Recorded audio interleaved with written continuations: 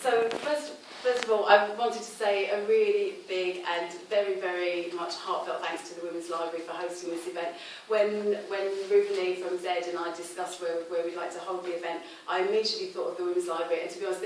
I didn't even have a second choice, so it's such an incredible honour, knowing the fantastic work that's been done here and the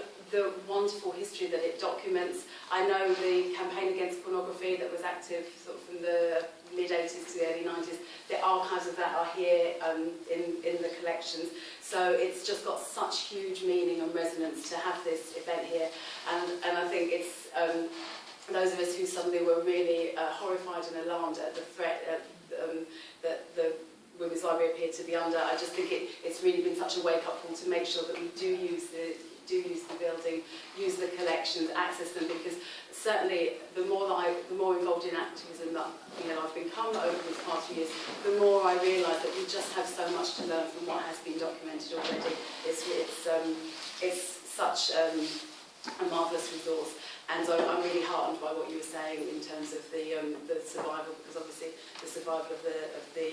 library and the collections is absolutely essential. So. My next really heartfelt, but I have to say quite shamefaced as well, thanks go to Tamsin O'Riordan from Zed. I can't believe your generous words, Tamsin. If you were Pinocchio, I think your nose would have gone like that when you said this information to work with me, because I know people who know me know what I'm like for deadlines, and I know I kept you waiting quite a long time for some of those chapters, and it took quite a few little nudgy emails to get them out of me. So I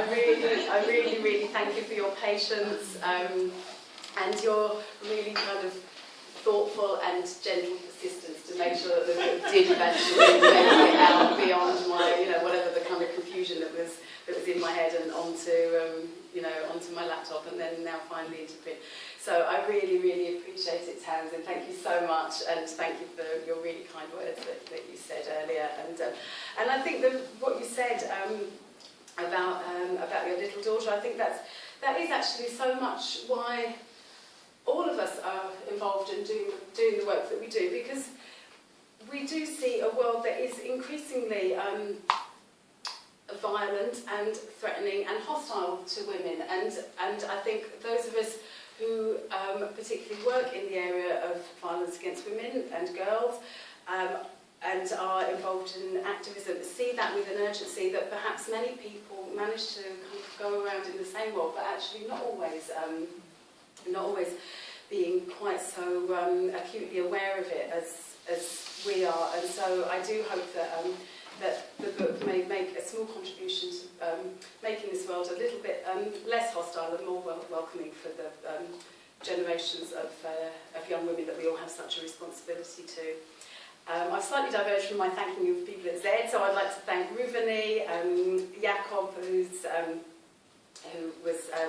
really helpful in providing feedback on the early chapters, Julian, everybody at Zed, Kate and Mike Kirkwood. I really appreciate how really lovely you all were to work with, and I know I did stretch a few people's patience at different stages. I'm very acutely aware of that myself, and I really appreciate that you didn't hold it against me, and you've organised this lovely event for me. So I also wanted to thank everyone that I've worked alongside in Object, in London Feminist Network, in Anti-Porn London, and particularly the women I interviewed. It was mainly for my PhD that I conducted interviews with activists, but some of them made it into the book as well. So I think, as Anna gave a bit of a flavour of when she was talking, I find it such a huge privilege and absolute joy to be working alongside women who I know are as committed and passionate about these issues as I am, and it's also a total nightmare and a total headache at times. Anyone who's involved in activism knows that it certainly has its stresses, and I think we all really work often to the point of exhaustion. But I'm just so grateful that there is a movement, a visible movement that we can all join and become part of in these struggles. So I wanted just to say a little bit, because since I completed the book, like really no sooner did I completed the book then I started working at NIA, and I'm really pleased that a lot of my NIA colleagues are here as well. And I think what has struck me, and I'm aware that this does sound like really ridiculously naive as someone who's been very involved in, feminism for, decades now. It sounds naive, but I just wanted to say it, that I think since actually working sort of formally in the sector, I never cease to be absolutely shocked and appalled that we have an entire sector that is necessary because a significant number of men feel at liberty to rape women, to beat their partners and otherwise abuse them, to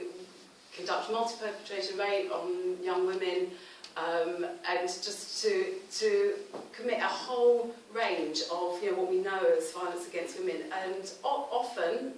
with impunity, and that we have a whole sector that we have, we write funding bids and we write business plans that's basically there because of that. And I just find that something that we know, but it's absolutely shocking. It's unbelievable, I think. And I think it's unbelievable and shocking that this sector has to exist. But I think what is absolutely terrifying is that the axe is very firmly, sort of at our necks at the moment with this government, and that sector itself that is totally overstretched, and 1 in 5 women's sector organisations have already closed now with the government spending cuts, that just how under threat we are and how totally overstretched we are. And I hope my work colleagues don't mind me saying this, but I just feel it's really important to say that since working at NIA, I witness women working with such dedication and such absolute, putting in hours and effort and commitment way beyond the call of duty, to the extent that colleagues coming in when they're obviously not well enough to be in work but still coming in anyway, working really long hours and with quite sort of ridiculous workloads, but nonetheless actually managing those workloads, and I think really doing such a huge and important service to the women who come to us and use our services. So can we just have a clap for all the...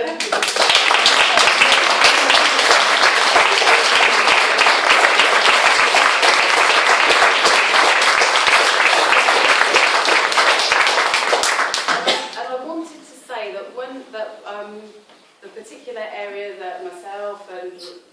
several of my other colleagues are working on, which is actually a relatively new area now in our sector, is trying to provide a variety of support services for young women who are in some ways associated with gangs and gang culture, so young women who experience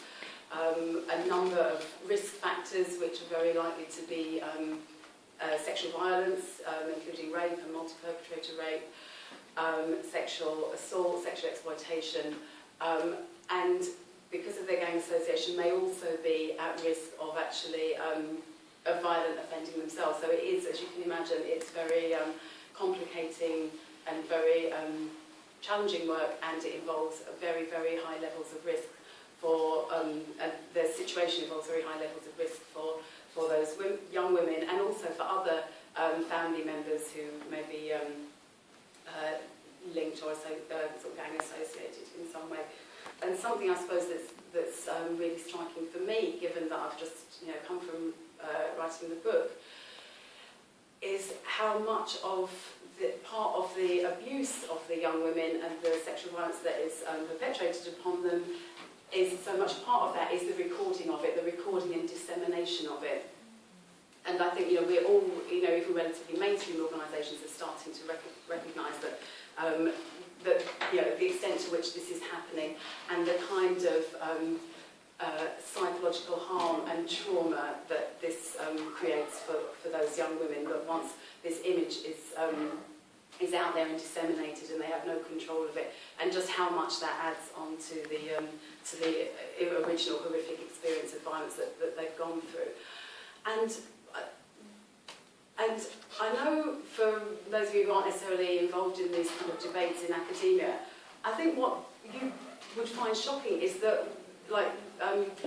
pornography has actually become quite a sort of trendy topic to study now within media studies and cultural studies. And there's even a whole sort of supposed new discipline called porn studies, interestingly enough. And this area of porn studies that's come from media and cultural studies that isn't in any way feminist informed, I would say, carries on as if this sort of violence didn't happen. It just carries on as if, you know, we lived in a situation where we didn't live in the, you know, we weren't in a patriarchal society, or the, you know, violence against women wasn't as kind of overwhelmingly prevalent as it is, and as if young women weren't as at risk of the kinds of things that I was just talking about. They still, and these are people who are very, you know, highly regarded and have, you know, all kinds of senior lectureships and professorships, etc. And they talk about pornography as if it is some kind of, you know, interesting cultural form that, you know, that takes different forms, that there are kind of interesting, you know, things to say about how innovative new technology is and this kind of thing. And I think that you would be really, really shocked to hear some of these debates, as I was, because they for a start, they totally ignore the patriarchal context in which this is happening, but also they manage to have kind of like erased 40 years of activism and scholarship from feminists, you know, going back to the, you know, Andrew Dworkin of the mid-1970s, even before pornography, but, you know, things like woman-hating, where, you know, we've developed these really, really important understandings of what it, you know, of objectification and what that means, and of the kinds of cultural violence and the kind of symbolic violence that pornography perpetuates in the culture, and how that kind of violence not only involves violence against the women who are involved in the production of the pornography, but how it also serves to normalise and glamorise and legitimise other forms of violence against women. And it is truly shocking that that really seldom enters the room of the, you know, the lecture theatre as these debates are being conducted. And that if you do actually attempt to make that kind of argument, that you're immediately labelled as some kind of like Daily Mail wielding moral entrepreneur who's just come from this right-wing moralistic agenda. So one of the things that I did really want to try to do with the book is to kind of help us negotiate through some of like where these different perspectives are coming from, and to really reassert why a radical feminist critique of porn and activism based on that critique is absolutely more vital than ever. So I think I don't want to totally kill the mood, because I definitely want to have a few glasses of wine and just enjoy myself after this. We're all doing this work all the time, so I don't think I really need to say too much more, other than I really hope the book will encourage those of us who haven't necessarily read any Andrea Dworkin or Marilyn Frye or Sheila Jeffries to go and read some of that fantastic work. I have heard sort of pro-porn academics saying, oh, it's all out of date, it's 40 years, and all I can think is that they've got a very, very kind of impaired short cultural memory, because to be a feminist, I think, you know, it's really important we have to think across centuries. We don't just think about, you know, what's happened like last week, and we have to think across continents, and I think it would really you know, do them a bit of good if they had that some of the dodgy stuff that they seem to be filling their heads with. So once again, I just want to thank everybody. I've said loads of thanks in my acknowledgement, so if I've forgotten anyone here, hopefully you're in there. But thanks all of you. And Lynn, would you like to say a little bit about Wave4? Go on. You're right. Yeah, just a couple of minutes, yes. Because I did want to try and make a bit of a link now between what's happening now and the work that underpins it, I think, in terms of what's gone before. So I'd just like to hand over to Lynn Hahn to say a few words about women against violence against women.